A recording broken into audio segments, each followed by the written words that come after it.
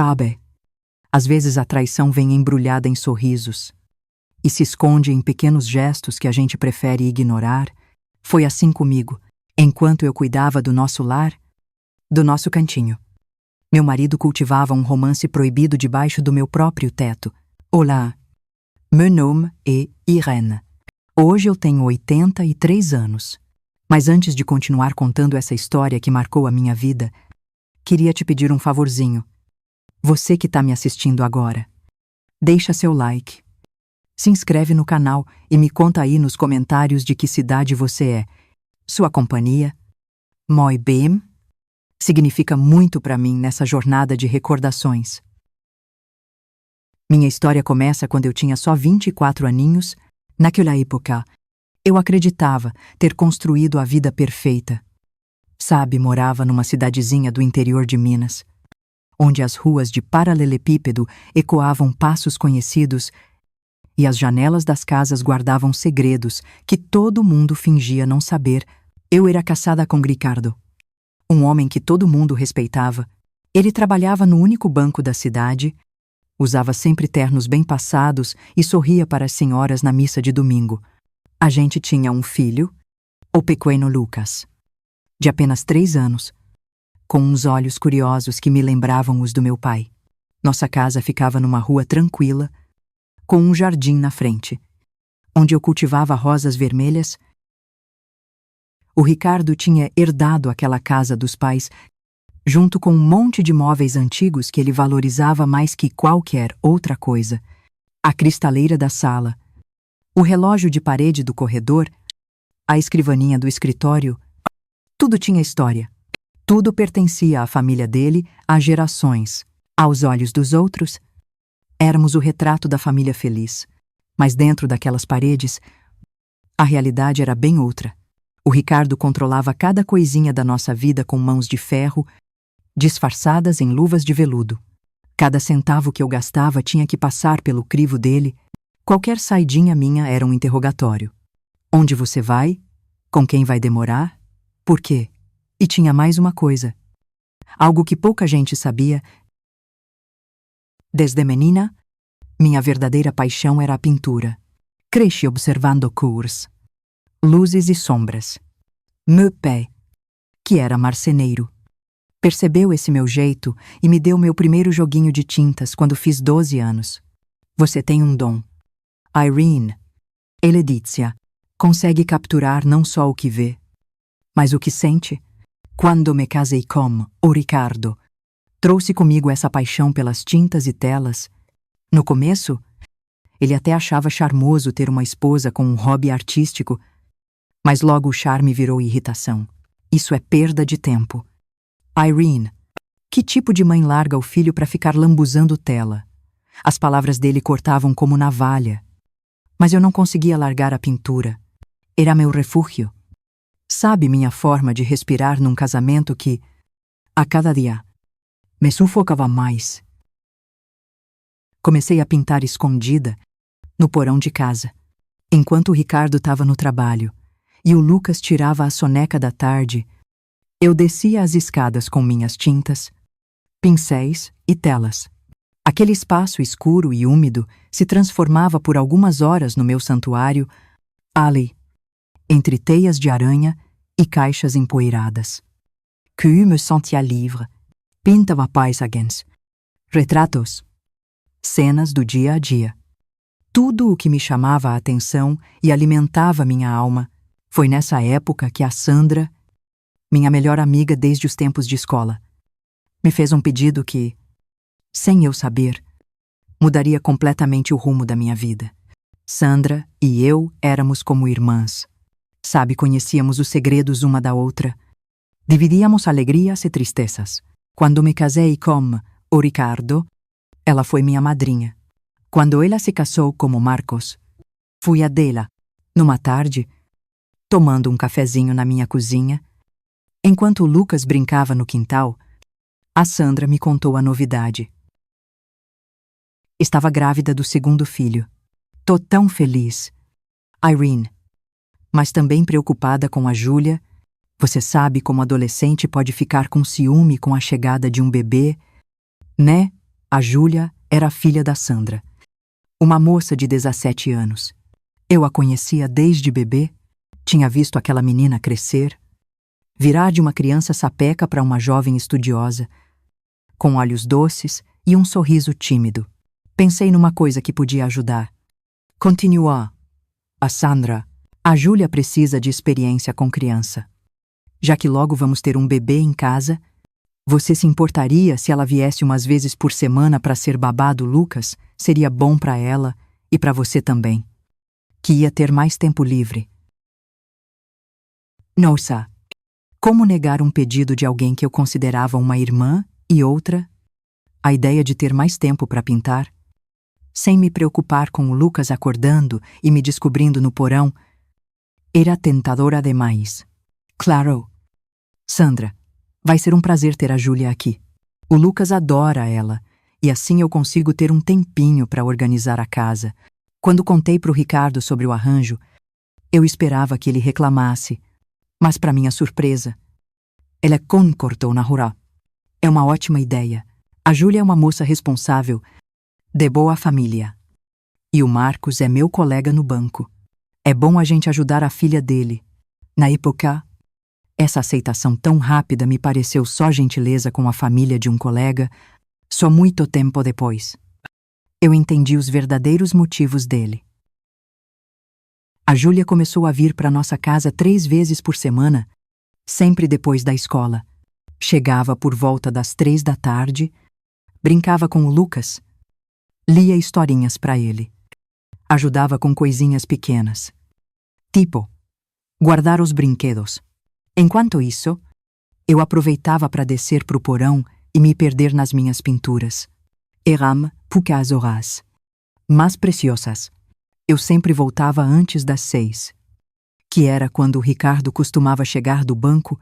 Nas primeiras semanas, tudo correu numa boa. A Júlia era um amor como o Lucas. Responsável, punctual. Eu notava como ela olhava nossa casa com os olhos curiosos, como admirava os móveis antigos. Como sempre elogiava o jantar que eu preparava. A senhora cozinha tão bem. Dona Irene. Ela dizia com aquela vozinha suave. Foi depois de quase 2 meses que comecei a notar umas mudanças. Pensutis. A primeira foi o Ricardo chegando mais cedo do trabalho, bem nos dias em que a Júlia estava em casa. O movimento tá fraco no banco. Ele justificava quando eu comentava a novidade. Em vez de ir para o escritório como sempre fazia, o Ricardo passou a ficar na sala, lendo o jornal ou ouvindo rádio. Sempre quando a Júlia estava por perto, outra mudança foram os presentes, pequenos no início, uma presilha de cabelo que ele viu na vitrine, um livro de poesias que achou que ela ia gostar, uns chocolates que trouxe de uma viagem de negócios. É só um agradinho pelo bom trabalho que ela faz com o Lucas.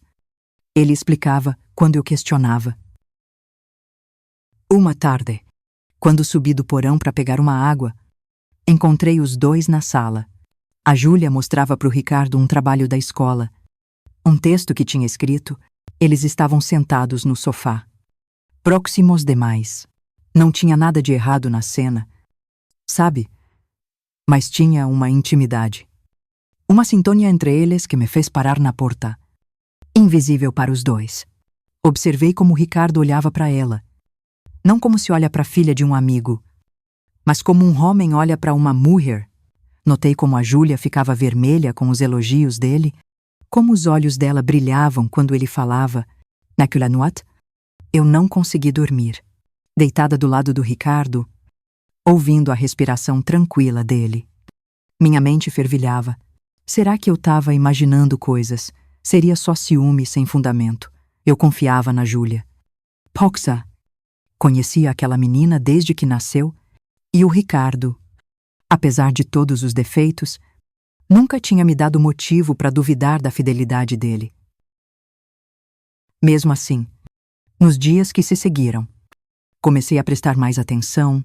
Notei como o Ricardo se arrumava com mais cuidado nas manhãs dos dias em que a Júlia viria, como ele criava desculpas para estar no mesmo cômodo que ela, como os olhos dele a seguiam pela casa. Uma semana depois, pedi para a Júlia ficar um pouco mais tarde, para eu poder terminar uma pintura. Disse que pagaria hora extra. Claro, ela aceitou, toda feliz com a chance de ganhar uma graninha a mais. Quando o Ricardo chegou e a viu ainda lá, se ofereceu na hora para levar ela em casa. Não se preocupa. Moi, bem, eu deixo a Júlia em casa no caminho para pegar aquele livro na biblioteca. Não tinha livro nenhum para buscar. Não tinha biblioteca aberta àquela hora, mas eu consenti. Observando como a Júlia sorria, toda animada com a ideia do passeio de carro com o Ricardo, eles demoraram quase 1 hora, para um caminho que levaria no máximo 15 minutos. Quando o Ricardo voltou, disse que tinha parado para mostrar para Júlia a pracinha nova que estavam construindo no centro. Depois, passaram na sorveteria, tudo perfeitamente inocente, explicado com um sorriso tranquilo, como se eu fosse incapaz de perceber a mentira por trás de cada palavra naquela noite. Tentei conversar com ele, falar das minhas preocupações. Ricardo, você não acha que está sendo atencioso demais com a Júlia? Os presentes, os elogios o tempo todo. Ela é só uma menina. Poxa, a reação dele foi desproporcional. De repente, o homem calmo e controlado deu lugar a alguém que eu mal reconhecia. Com os olhos faiscando de raiva, você tá louca. Irene, a Júlia, é praticamente uma criança. É filha do meu colega de trabalho, da sua melhor amiga. Como você pode insinuar uma coisa tão absurda? É esse seu hobby de pintura que está enchendo sua cabeça de fantasias. As palavras dele me fizeram recuar, duvidar de mim mesma.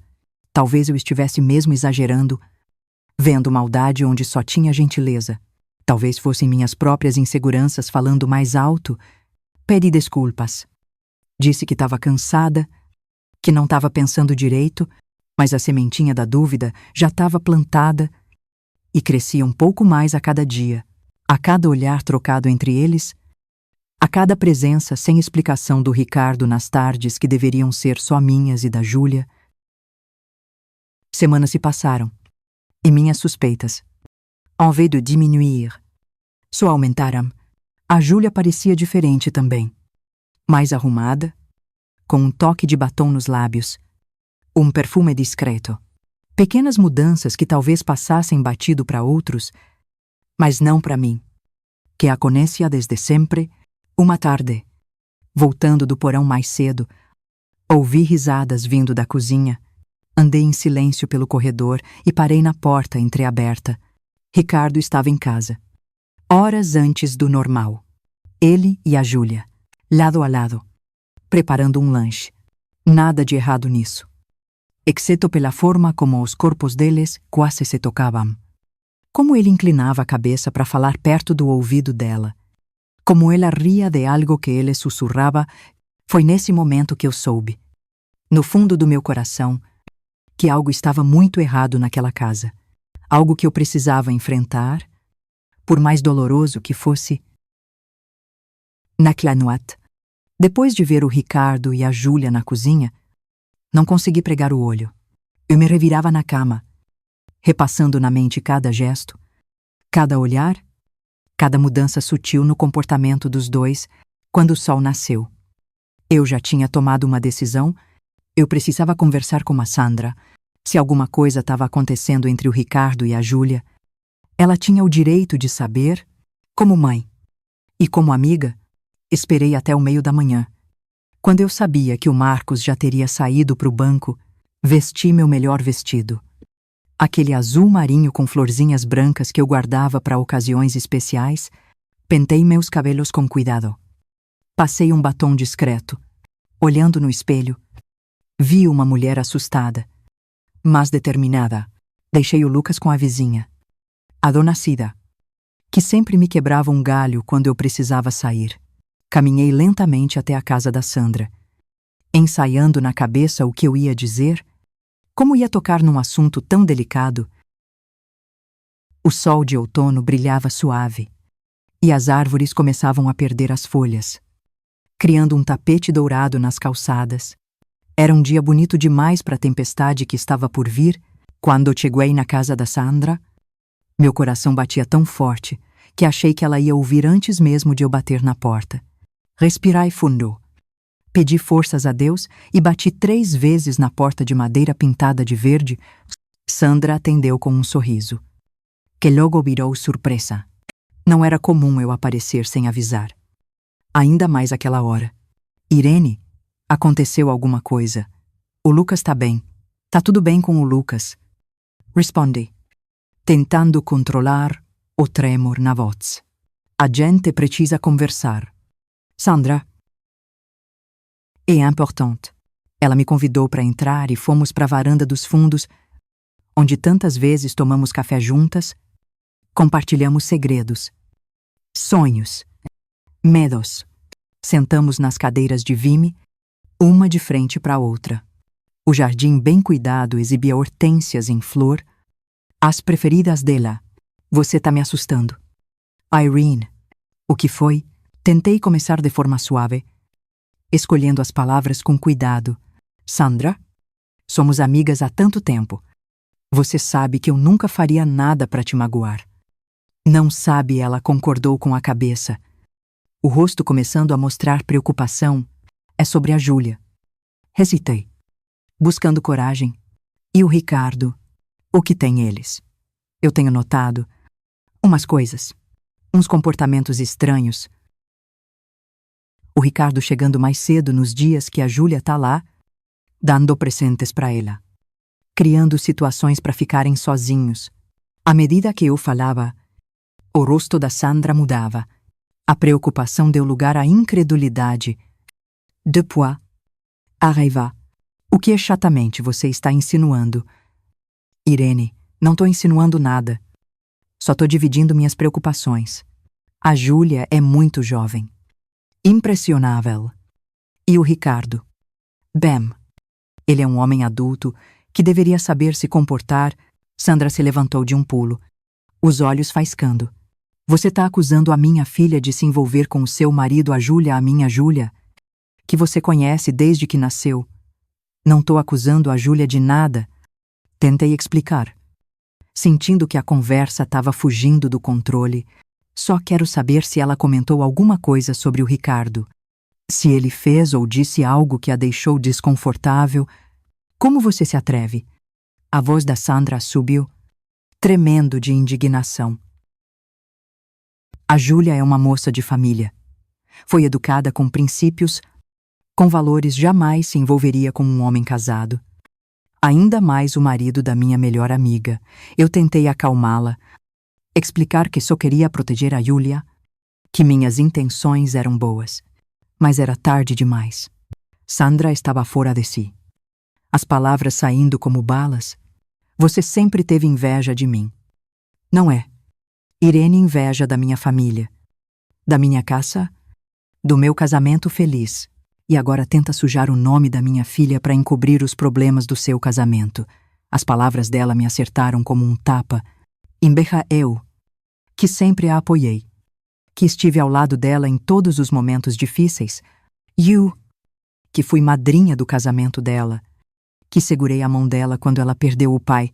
Sandra, por favor, me escuta. Não quero ouvir mais nada. A Júlia não vai mais trabalhar na sua casa. Não confio em você perto dela. Com essas ideias malucas na cabeça, ela me acompanhou até a porta, praticamente me empurrando para fora. Os vizinhos olhavam curiosos das janelas, atraídos pelo som da discussão. Quando cheguei na calçada, ela disse a última frase, aquela que selou o fim da nossa amizade de décadas: não volte mais aqui. Irene.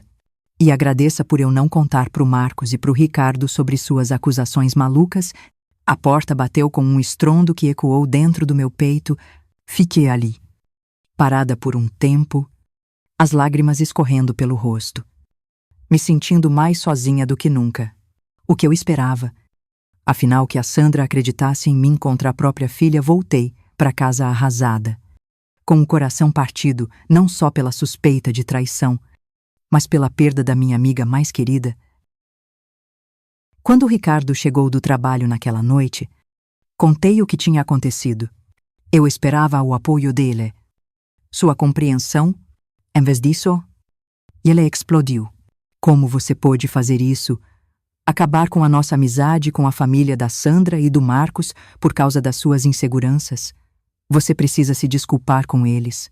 Foi a primeira vez que pensei seriamente em deixá-lo, em pegar o Lucas e ir embora daquela casa, mas para onde eu iria? Eu não tinha meu próprio dinheiro. Não tinha profissão. Não tinha família na cidade. Senti-me encurralada, num pesadelo do qual não conseguia acordar. Os dias seguintes foram de um silêncio que pesava na nossa casa. O Ricardo mal falava comigo.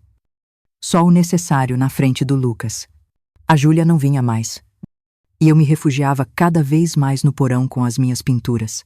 Foi nessa época que comecei a pintar quadros mais sombrios, com cores fortes e figuras distorcidas que refletiam a bagunça dentro de mim.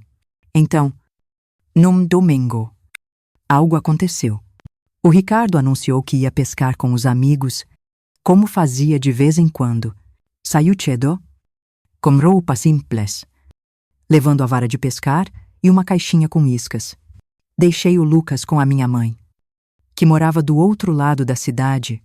Disse a ela que precisava ir à igreja rezar, encontrar um pouco de paz para minha alma. Mas eu não fui à igreja. Em vez disso, peguei minha caixa de tintas, umas telas em branco e minha câmera Kodak.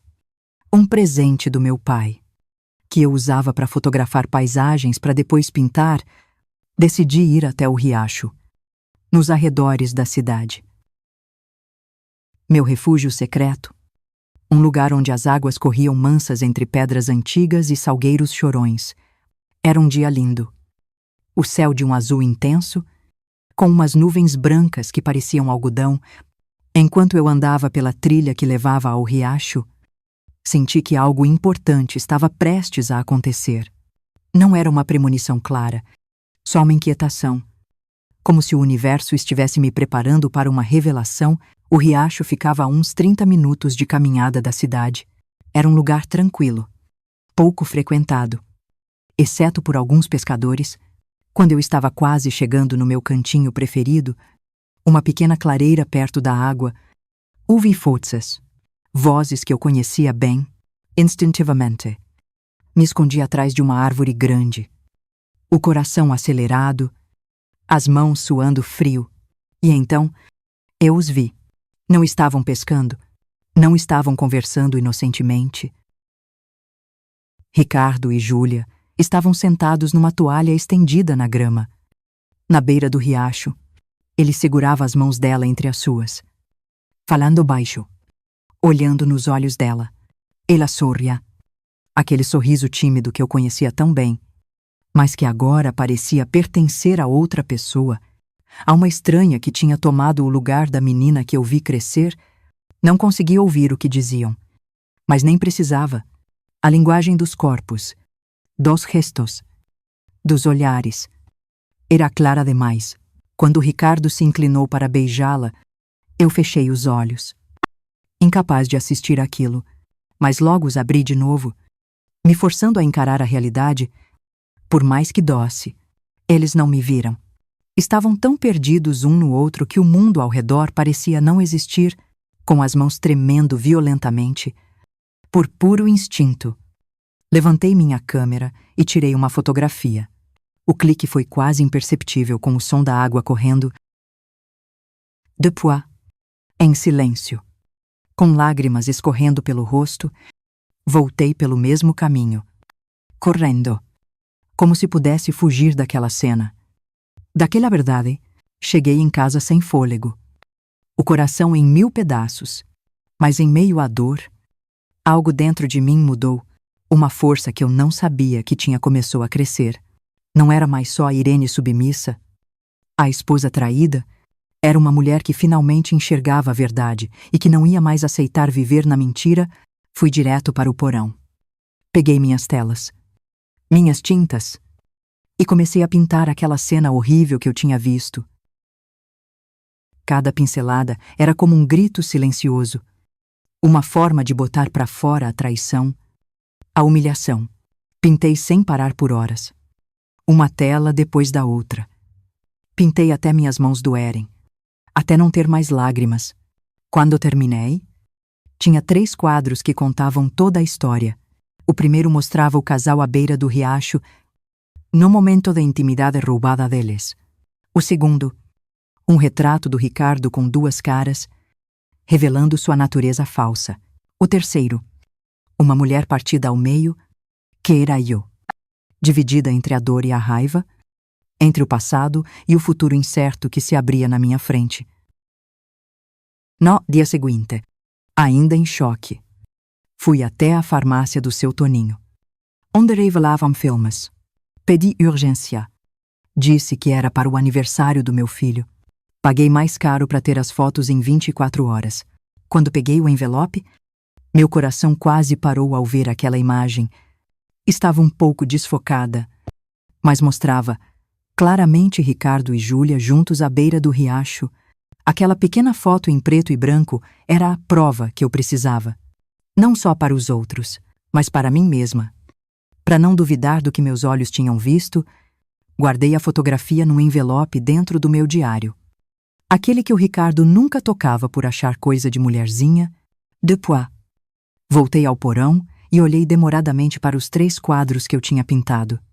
Não eram só obras de arte, eram o testemunho da minha dor, da minha raiva e também da minha libertação, porque naquele momento, olhando para aquelas telas ainda úmidas, eu tomei uma decisão. Eu não seria mais uma vítima, não choraria mais escondida, não aceitaria mais viver na mentira. O que eu não sabia era que aquela decisão, tomada no escuro do porão, entre tintas e lágrimas, mudaria não apenas o rumo do meu casamento, mas toda a minha vida. E que aqueles quadros, nascidos da dor mais profunda, seriam o início de uma jornada que me levaria a lugares que eu jamais imaginei. Quando o Ricardo chegou em casa naquela noite, guardei meus sentimentos por trás de um sorriso forçado. Nunca fui boa atriz, mas naquele momento encontrei em mim uma capacidade que não conhecia. Enquanto ele contava histórias fantasiosas sobre os peixes que tinha pescado, sobre o dia com os amigos, isso concordava com a cabeça. Servindo o jantar como se nada tivesse acontecido, por dentro, eu fervia de raiva. Como foi a pescaria? Perguntei, observando cada movimento dele, cada hesitação nas mentiras que saíam tão fácil da boca dele. Ele falou sobre o tempo, sobre os amigos, sobre os peixes que não conseguiu pegar. Mentiras. Todas mentiras. Em algum momento daquela conversa, percebi que tinha vivido anos acreditando em histórias parecidas, fechando os olhos para sinais que estavam ali, bem na minha frente. Esperei pacientemente. Depois que o Lucas dormiu, convidei o Ricardo para ver uma coisa no porão. Ele estranhou. Claro, nunca demonstrou interesse pelo meu passatempo inútil, mas algo no meu tom de voz deve ter lo deixado curioso. Descemos as escadas em silêncio. O porão estava na penumbra, só com uma lâmpada iluminando as 3 telas que eu tinha posicionado com cuidado. Quando acendi a luz, vi o rosto dele se transformar em segundos. Primeiro, confusão. Depois, compreensão. Por fim, uma mistura de raiva e medo que eu nunca tinha visto antes. O que significa isso? Irene perguntou com a voz trêmula, entre a ameaça e a súplica. Foi isso que eu vi hoje no riacho. Ricardo, parece que não fui a única a pescar algo valioso. O rosto dele mudou de cor. Primeiro ficou pálido como papel, depois vermelho como as minhas rosas do jardim. Ela negou. Claro, disse que eu estava enlouquecendo, que aquilo era fruto da minha imaginação doentia, que minha pintura estava me fazendo criar fantasias. Tentou me fazer duvidar do que meus próprios olhos tinham visto. Sem dizer nada, peguei o segundo quadro, o retrato dele com 2 caras, e coloquei bem na frente dele. Esse é você, Ricardo, um homem que vive de mentira. Um homem com 2 caras. Ele tentou arrancar a tela das minhas mãos. Rosgalo. Nos brigamos. Pela primeira vez em anos, eu não recuei. Não tive medo dos gritos dele, do tamanho dele, da força dele. Algo dentro de mim era mais forte que tudo isso, minha dignidade recém-descoberta. Você enlouqueceu. Vou te internar. Ninguém vai acreditar nessas suas histórias, ele gritava. Fora de si. Eu tenho provas. Ricardo. Respondi com uma calma que nem eu sabia de onde vinha. Eu tenho uma fotografia. Mencionei a fotografia. Mas não mostrei. Aquela era minha carta na manga. Meu trunfo para o momento certo. Ele ficou paralisado por uns instantes, tentando calcular se eu estava blefando. Depois, pegou o casaco e saiu batendo a porta, dizendo que ia dormir na casa de um amigo para eu recuperar o juízo. Aquela noite, sozinha com o Lucas dormindo no quarto ao lado. Foi a mais longa e também a mais libertadora da minha vida. Sentada no porão, olhando para as minhas pinturas, comecei a planejar cada passo do meu futuro. Eu não era mais uma menina assustada. Era uma mulher traída. Sim. Mas uma mulher que tinha acabado de descobrir a própria força. Na manhã seguinte, depois de levar o Lucas para a escola, fiz algo que nunca imaginei ter coragem de fazer. Fui até a casa da Sandra. Quando ela abriu a porta, o rosto dela mostrou surpresa e irritação. O que você quer? Irene. Já não causou problema suficiente. Preciso falar com você. Respondi calmamente. É importante. Meio a contragosto. Ela me deixou entrar. Sentamos na mesma varanda onde dias antes ela tinha me expulsado.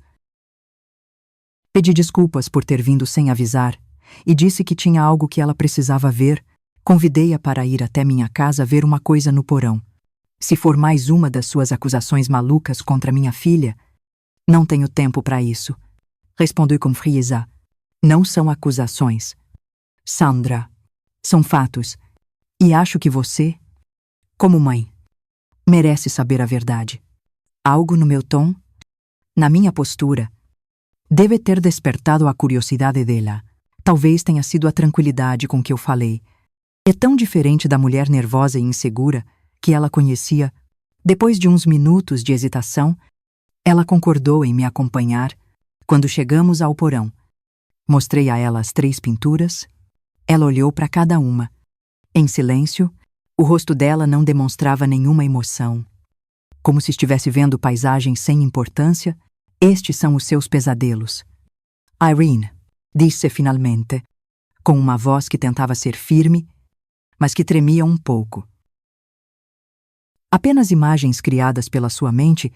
Foi então que tirei do bolso a fotografia que eu tinha revelado, coloquei ao lado do primeiro quadro, aquele que mostrava o Ricardo e a Júlia à beira do riacho, mesmo sendo um pouco desfocada, mesmo em preto e branco, a imagem era inconfundível. Quando a Sandra viu a fotografia, as mãos dela começaram a tremer. Ela pegou, examinou de perto, depois olhou de novo para a pintura. As duas mostravam a mesma cena, o mesmo momento, capturados de formas diferentes. Uma pela câmera, outra pelo meu coração ferido. Não pode ser verdade. Repete a ela, como um mantra, como se pudesse mudar a realidade só por negar. A Júlia não faria isso. Ela é só uma menina. Uma menina de 17 anos, Sandra, e o Ricardo, um homem de 30, que devia ter vergonha na cara. Sandra desabou numa cadeira, com as mãos no rosto.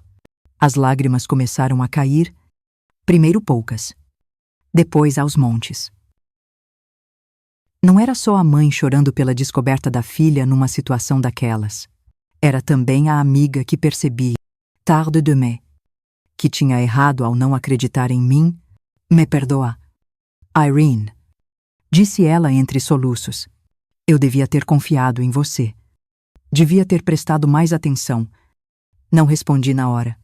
Uma parte de mim queria consolá-la, dizer que tudo ia ficar bem. Outra parte, mais ferida e amarga, queria que ela sentisse pelo menos um pouco da dor que eu senti quando ela me chamou de louca. Quando me expulsou da casa dela, Fiquei em silêncio, deixando que ela processasse a verdade no tempo dela. O que você vai fazer agora? Perguntou finalmente, enxugando as lágrimas.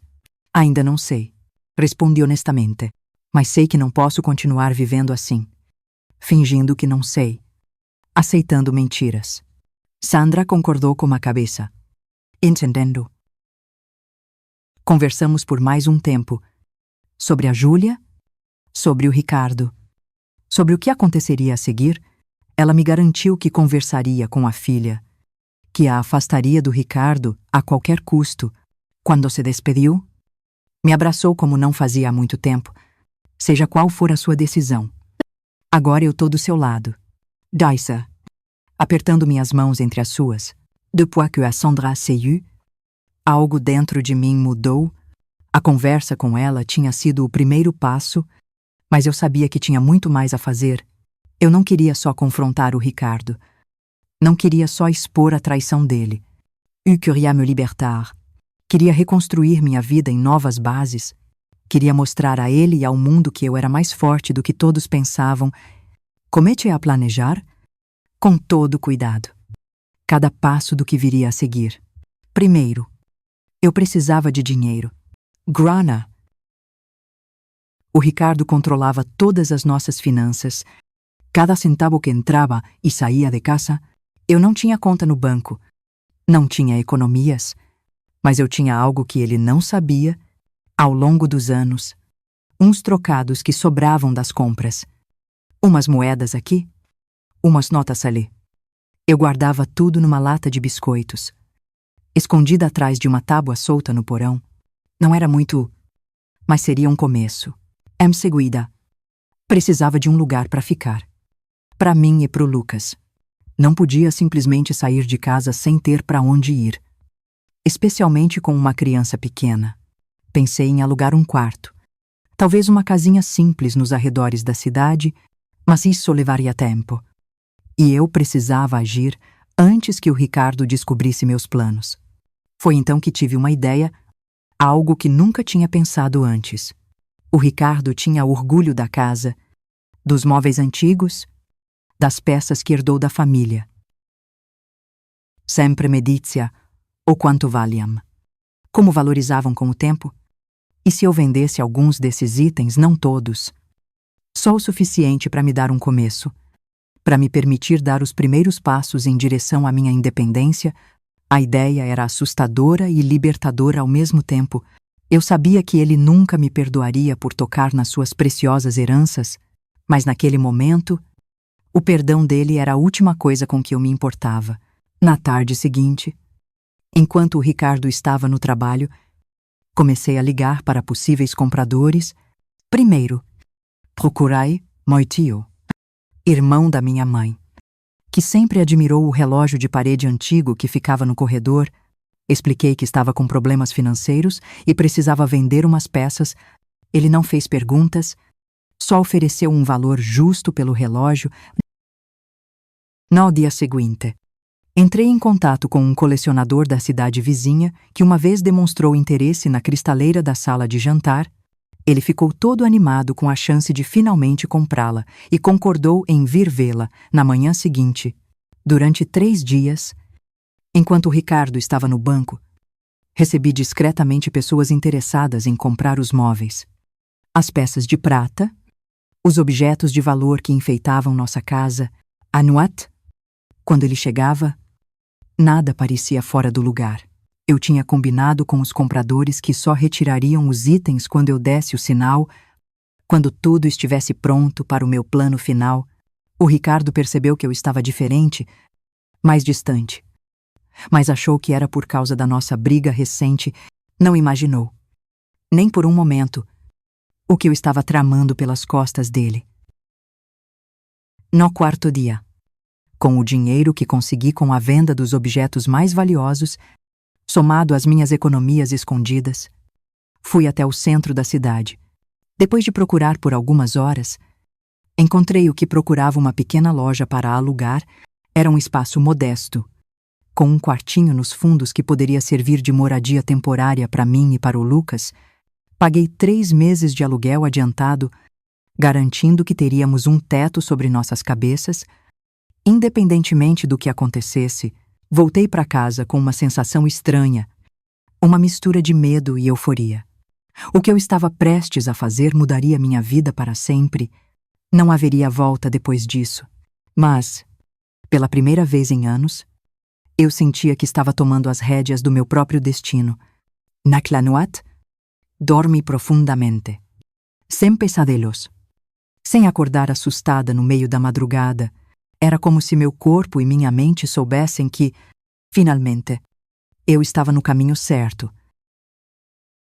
No quinto dia, enquanto o Ricardo estava no trabalho, dei o sinal para que todos os compradores viessem buscar o que tinham comprado em pouca hora. A casa ficou quase vazia. Os móveis antigos, as pratarias, os quadros valiosos.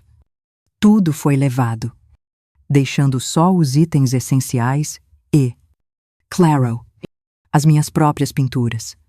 Incluindo as 3 que eu tinha feito depois de descobrir a traição. Peguei o Lucas na escola mais cedo, expliquei que estávamos nos mudando para um lugar novo, uma aventura sonosa. Com sua inocência de criança, ele achou a ideia o máximo, me ajudando a arrumar seus brinquedos numa malinha. Arrumei nossas roupas, meus matériaux de peinture, algumas fotos de família, os poucos objetos pessoais que realmente importavam. Coloquei tudo no carro de uma vizinha que se ofereceu para me ajudar. Uma mulher, que tinha seus próprios motivos para entender minha situação. Antes de ser, posicionei as 3 pinturas na sala vazia, onde o Ricardo as veria assim que entrasse. Ao lado delas, deixei um bilhete simples. A arte que você desprezou revelou a verdade que você escondeu. Não me procure mais. Quando fechei a porta daquela casa pela última vez, senti como se estivesse deixando para trás não apenas um lar, mas toda uma vida de submissão e medo à minha frente, incerto e assustador, mas também cheio de possibilidades. Estava um futuro que eu mesma tinha escolhido, um caminho que eu mesma tinha traçado e, assim, com o Lucas segurando minha mão, caminhei em direção à nossa nova vida, certa apenas de uma coisa qualquer que fosse o preço a pagar pela minha liberdade, valeria cada centavo. Nossa primeira noite na lojinha foi difícil. O quarto, nos fundos, tinha só um colchão no chão, uma lâmpada pendurada no teto e paredes descascadas que contavam histórias de outros sonhos, de outras vidas. Oh, Lucas, com sua capacidade infantil de transformar qualquer situação em aventura, achava tudo o máximo. É como acampar? Mamãe, dizia, enquanto arrumávamos nossos poucos pertences. Acordei antes do amanhecer, com o corpo doído e a mente em alerta. Por um momento, esqueci onde estava. Então, a realidade voltou como uma onda. Eu tinha deixado meu casamento, minha casa, a segurança de uma vida que, apesar de tudo, era familiar. Estava agora num lugar estranho, com um filho pequeno para criar, sem emprego, sem experiência no mundo. Além das paredes da minha antiga casa, o medo ameaçou me paralisar, mas eu não permiti. Levantei em silêncio para não acordar o Lucas e comecei a limpar aquele espaço que seria a nossa casa, e eu esperava. Meu meio de vida. A parte da frente da loja era um retângulo vazio, com uma vitrine empoeirada e prateleiras vazias nas paredes.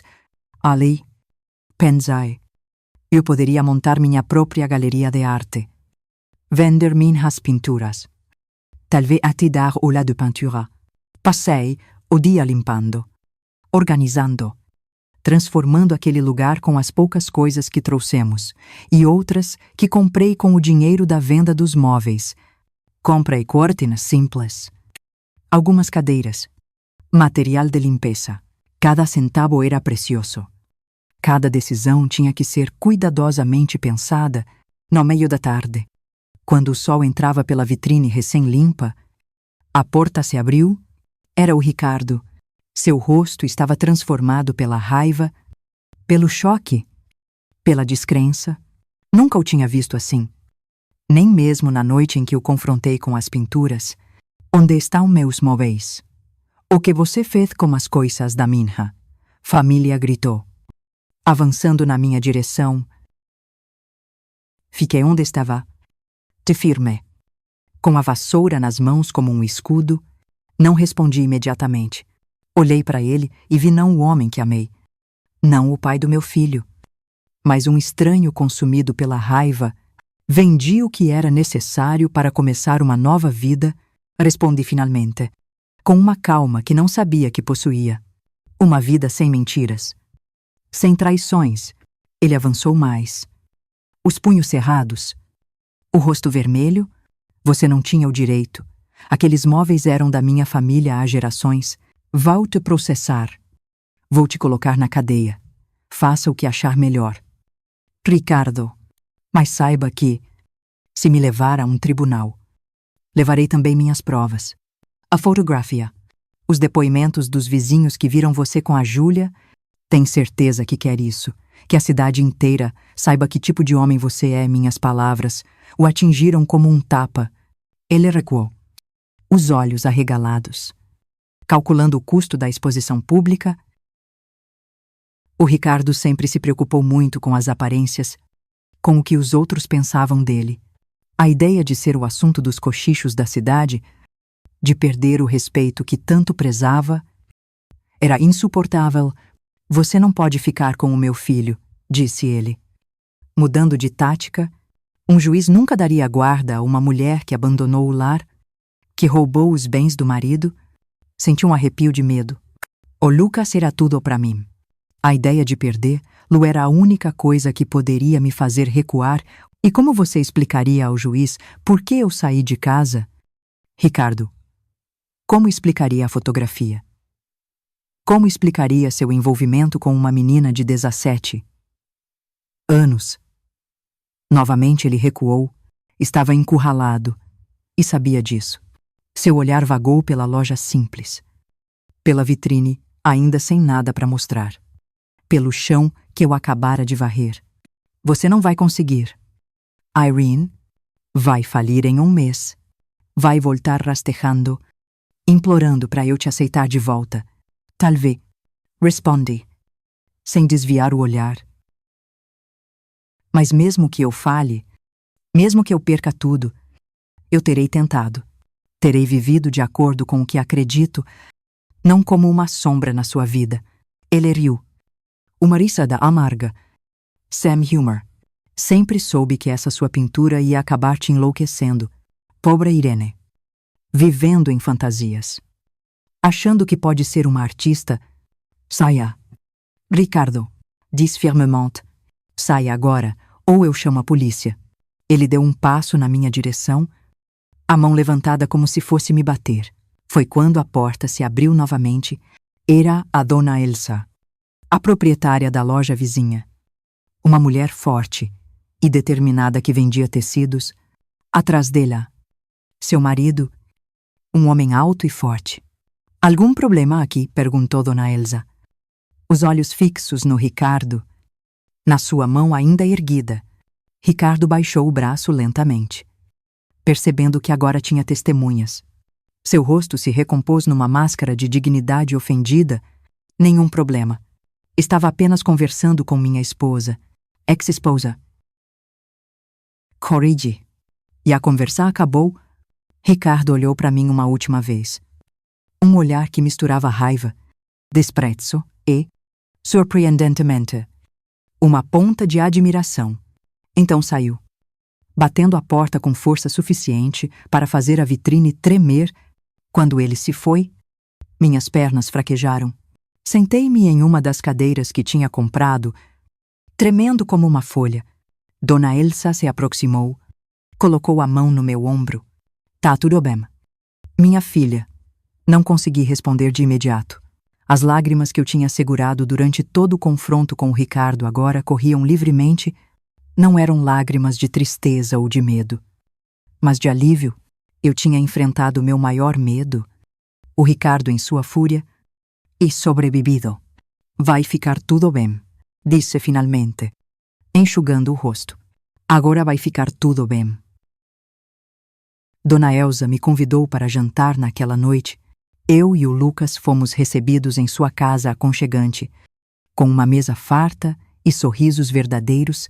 Foi nosso primeiro jantar como pessoas livres, nosso primeiro vislumbre do que poderia ser uma vida sem medo.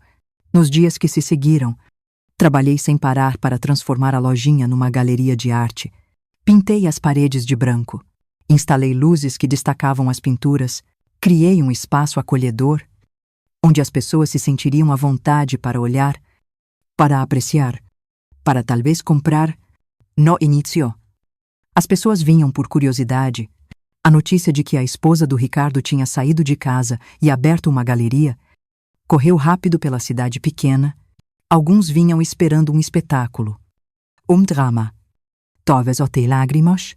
Em vez disso, encontravam uma mulher serena, mostrando com orgulho suas obras. As primeiras vendas foram modestas.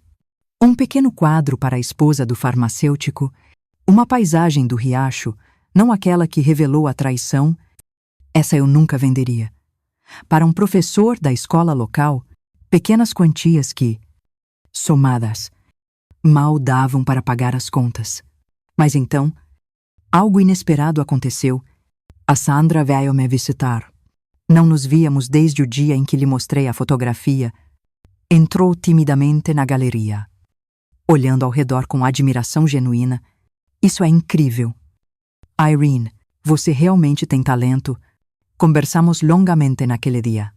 Ela me contou que tinha mandado a Júlia morar com a avó em outra cidade para afastar lá do Ricardo e dar a ela um novo começo. Disse que seu casamento com o Marcos estava passando por momentos difíceis, mas que estavam tentando se acertar. Antes de ser, a Sandra me fez um pedido inesperado. Queria que eu pintasse o retrato dela. Seria o primeiro retrato que eu faria como artista profissional, a primeira encomenda de verdade. Aceitei. Claro.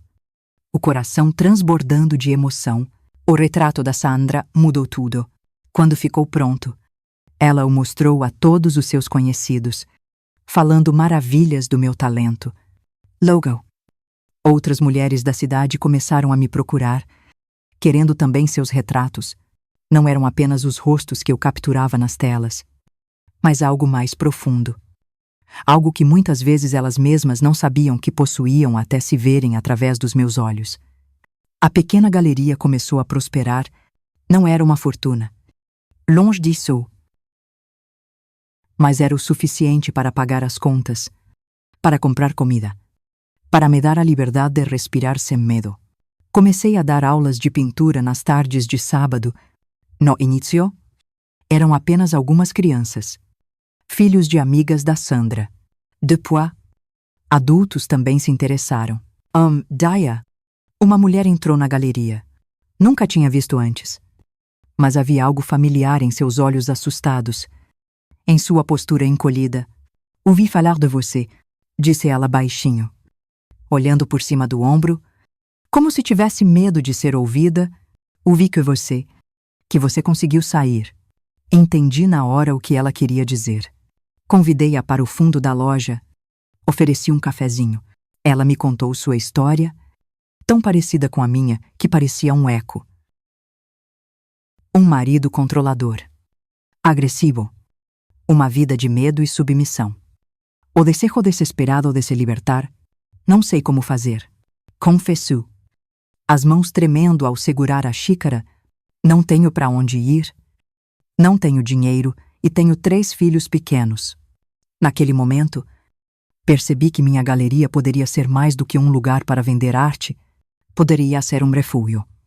Um ponto de encontro para mulheres que, como eu, buscavam sua própria voz. Seu próprio caminho. Você não está sozinha, disse a ela, segurando suas mãos entre as minhas. Vamos encontrar um jeitinho. Juntas. E assim começou o que viria a se tornar, com o tempo, um círculo de apoio para mulheres da cidade e dos arredores. Não era nada oficial, nada grandioso, apenas um espaço seguro onde podiam falar, ouvir, aprender, crescer, onde podiam descobrir Como eu havia descoberto que a vida além do medo era possível, o Ricardo tentou mais algumas vezes me intimidar. Veio à galeria. Fez ameaças. Tentou me convencer de que eu ia fracassar. Cada vez que aparecia, encontrava uma mulher mais forte, mais segura, menos disposta a recuar. Com o tempo, suas visitas se tornaram menos frequentes. Até pararem de ver. O Lucas crescia feliz em nosso pequeno mundo. Ia para a escola. Tinha amigos. Ajudava na galeria depois das aulas. Sem a sombra constante do pai, ele se tornou um menino mais confiante, mais risonho. Às vezes perguntava pelo Ricardo. Claro. Nunca falei mal dele para o menino. Nunca contei a verdadeira razão da nossa separação. Dizia apenas que, às vezes, os adultos não conseguem mais viver juntos. Mesmo quando ambos amam muito seus filhos, o Ricardo raramente vinha ver o Lucas. Quando vinha, era formal, distante. Como se estivesse cumprindo uma obrigação. Eu percebia a tristeza nos olhos do meu filho depois dessas visitas. O silêncio que o envolvia por dias depois que o pai partia. Tentava compensar esse vazio com amor em dobro, com atenção constante. Mas sabia que havia feridas que nem o amor mais dedicado poderia curar completamente. Um ano depois de abrir a galeria, recebi uma visita inesperada. Um homem elegante, de terno bem cortado. Entrou olhando curiosamente para as pinturas. Apresentou-se como diretor de um museu na capital. Tinha ouvido falar da artista do interior que pintava a alma das mulheres e veio ver por si mesmo. Passou horas na galeria examinando cada obra com atenção. Antes de ser, fez uma proposta que mudaria novamente o curso da minha vida. Queria levar algumas das minhas pinturas para uma exposição no museu, incluindo as 3 que eu fiz após descobrir a traição do Ricardo. Estas, disse ele, apontando para as 3 telas que eu mantinha numa parede reservada. Não. À venda são extraordinárias. Contam uma história poderosa. Uma jornada da dor à libertação. O público precisa vê-las. A ideia de expor aquelas pinturas, de compartilhar minha história mais íntima e dolorosa com estranhos, era assustadora. Mas também senti que talvez, elas pudessem tocar outras pessoas. Talvez pudessem dar coragem a outras mulheres presas em situações parecidas. Vous pensez? Respondi, sentindo o peso da decisão, naquela noite. Sentada no quartinho dos fundos que agora parecia aconchegante e familiar, olhando para o Lucas dormindo tranquilamente, eu tomei minha decisão. Aquelas pinturas não pertenciam só a mim. Pertenciam a todas as mulheres que já sentiram medo, que já duvidaram de si mesmas, que já sonharam com a liberdade. Ainda me lembro do dia da abertura da exposição no Museu da Capital, como se fosse ontem, mesmo depois de tantas décadas. O nervosismo que senti ao ver minhas pinturas, especialmente aquelas 3, que contavam minha história mais íntima, expostas para centenas de olhos desconhecidos. Oh, Lucas, com seus quase 5 anos, segurando minha mão com força, vestido com sua melhor roupinha. O cabelo penteado com cuidado. Eu tinha economizado por meses para comprar um vestido novo para a ocasião, verde escuro. Simples. Elegante. O primeiro vestido que escolhi sem pensar no que o Ricardo aprovaria. A viagem de ônibus até a capital tinha sido uma aventura para o Lucas, que nunca tinha saído da nossa cidadezinha. Seus olhos brilhavam com os prédios altos, as ruas movimentadas, as vitrines coloridas. Para mim, era uma mistura de excitação e pavor. Eu me sentia uma impostora. Uma pintora amadora de cidade pequena, prestes a ser ridicularizada por gente chique e entendida. Quando entramos no museu, fiquei paralisada por um momento. O salão era enorme, iluminado, com pé direito alto e paredes de um branco impecável. Minhas pinturas, penduradas com cuidado, pareciam pertencer àquele lugar como nunca pertenceram à pequena galeria improvisada. As cores vibravam sob as luzes especiais. Os detalhes que eu mesma tinha esquecido ressurgiam com uma força nova. No centro do salão, destacadas numa parede especial, estavam as 3 pinturas que documentavam minha descoberta da traição. O diretor do museu tinha insistido em colocá-las juntas como uma narrativa visual, uma história em 3 atos. Ele mandou fazer uma plaquinha discreta Trilogia do Renascimento. Por Irene Guedes. Renascimento. A palavra ecoou na minha mente. Era exatamente isso. Eu tinha morrido. De certa forma. Naquele domingo. À beira do riacho. E renascido nas semanas e meses que se seguiram, uma morte e um renascimento que agora estavam ali, expostos para todo mundo ver, as pessoas começaram a chegar, críticos de arte, colecionadores, curiosos. Notei alguns olhares de cima para baixo. A caipira que teve sua chance. Mas também vi expressões de genuína admiração. Uma mulher parou por um longo tempo diante das 3 pinturas centrais, olhando-as com tanta intensidade que parecia querer absorvê-las. Quando se virou, vi que seu rosto estava molhado de lágrimas silenciosas. Obrigada, disse ela baixinho ao passar por mim. Sem saber que eu era a artista. Obrigada por pintar o que eu não consigo dizer. Aquele momento. Mais do que qualquer crítica boa que viria depois. Mais do que qualquer venda.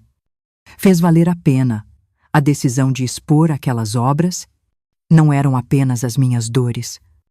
Minhas lutas eram experiências de tantas outras mulheres, silenciadas por convenções, por medo, por vergonha. A exposição foi um sucesso surpreendente. Os críticos elogiaram a autenticidade e a força emocional crua das minhas pinturas. Vendi quase todas as obras expostas, exceto as 3 da trilogia, que o museu acabou comprando para sua coleção permanente. Voltei para casa com uma quantia de dinheiro que jamais sonhei em ter e, mais importante, com a confiança de que meu trabalho tinha valor, de que minha voz merecia ser ouvida. A vida na cidadezinha mudou depois da exposição. As pessoas me olhavam de forma diferente, algumas com admiração, outras com inveja. O Ricardo, que tinha ridicularizado minha arte por anos, agora se gabava nos bares de ter sido casado com a famosa pintora. Que irônia! Meu Deus, a Galeria prosperou. Comecei a receber encomendas não só da cidade, mas de lugares distantes. Pude finalmente sair do quartinho dos fundos e alugar uma casa pequena, mais confortável, com um jardim onde o Lucas podia brincar e um cômodo ensolarado que virou meu ateliê. O círculo de apoio para mulheres continuou crescendo. O que eram encontros informais virou um grupo organizado.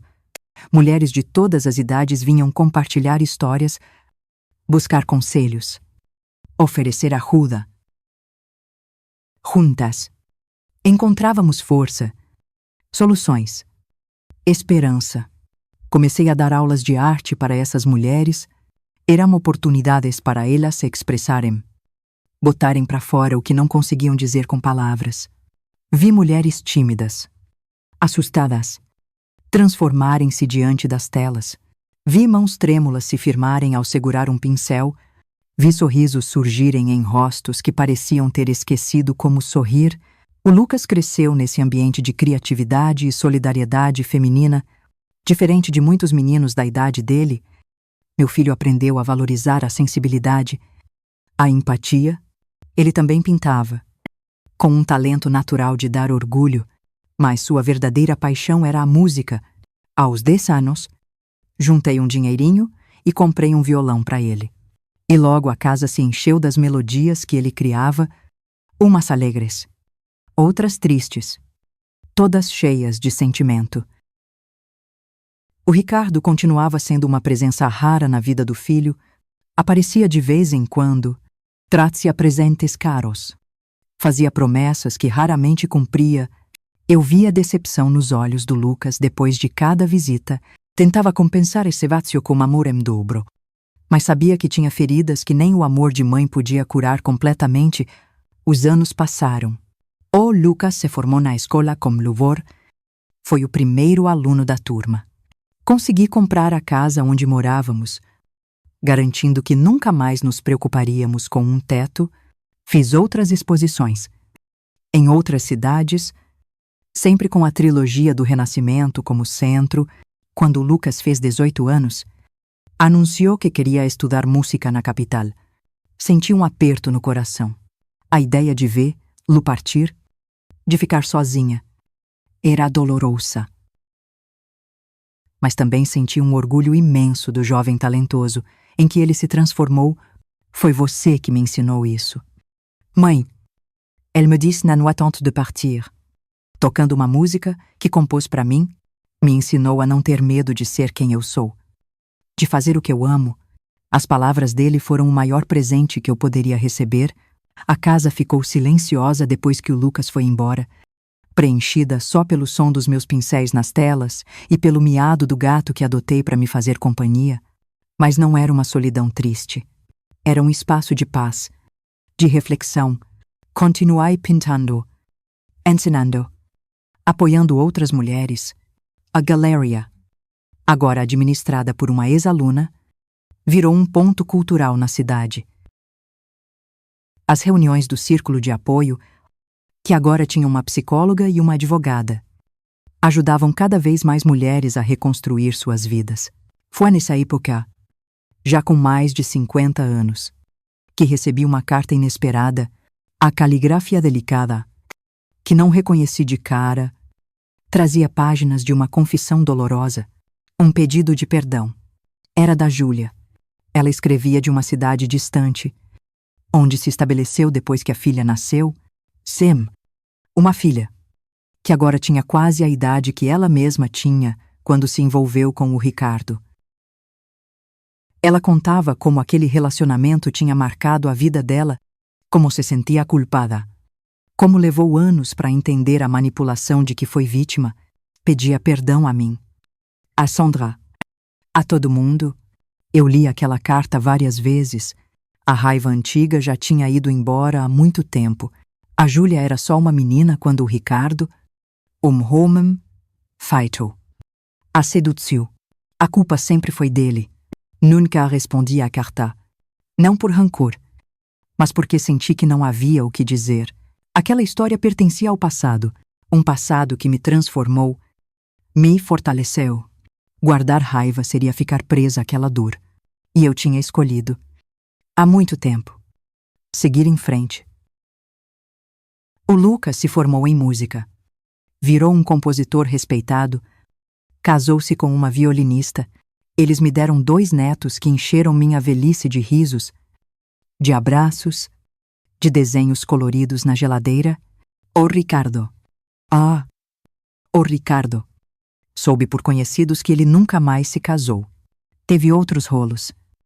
Sempre com mulheres bem mais novas, que sempre terminavam quando elas descobriam sua verdadeira natureza.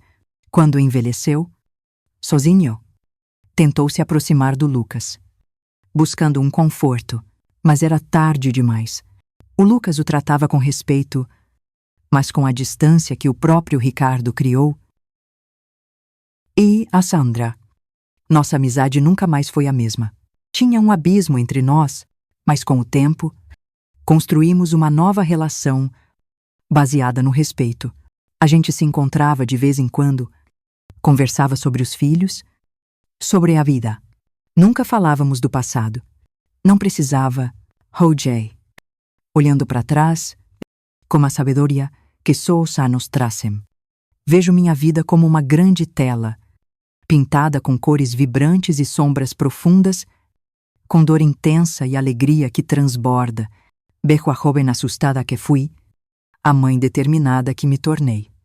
A artista que floresceu das cinzas de um casamento destruído. As 3 pinturas da trilogia do Renascimento estão em exibição permanente num dos maiores museus do país. Milhares de pessoas as veem todos os anos. Pessoas que não sabem nada sobre mim, sobre o Ricardo, sobre a cidadezinha. Mas, de alguma forma, elas reconhecem a verdade naquelas imagens, a jornada universal da queda e da redenção. Se eu pudesse falar com aquela jovem de 24 anos, assustada, descobrindo a traição, eu diria: seja corajosa. Muy bem. A dor que você sente agora vai virar força. As lágrimas que você derrama agora vão regar as sementes de uma vida mais bonita do que você pode imaginar. Confie no seu coração, na sua arte, na sua capacidade de renascer. Cada pincelada na minha vida foi uma escolha, uma afirmação, um ato de coragem. Cada cor, cada sombra, cada luz teve seu propósito. E o quadro final, com todas as suas imperfeições, é mais belo do que qualquer obra que já pintei numa tela. Antes de terminar, meus queridos, gostaria de pedir de novo: deixem seu like neste vídeo, se inscrevam no canal e me contem nos comentários de onde estão assistindo. Sua companhia nesta jornada de memória significa muito para mim. É um conforto saber que minha história pode tocar outros corações e talvez até inspirar outras pessoas a encontrarem sua própria força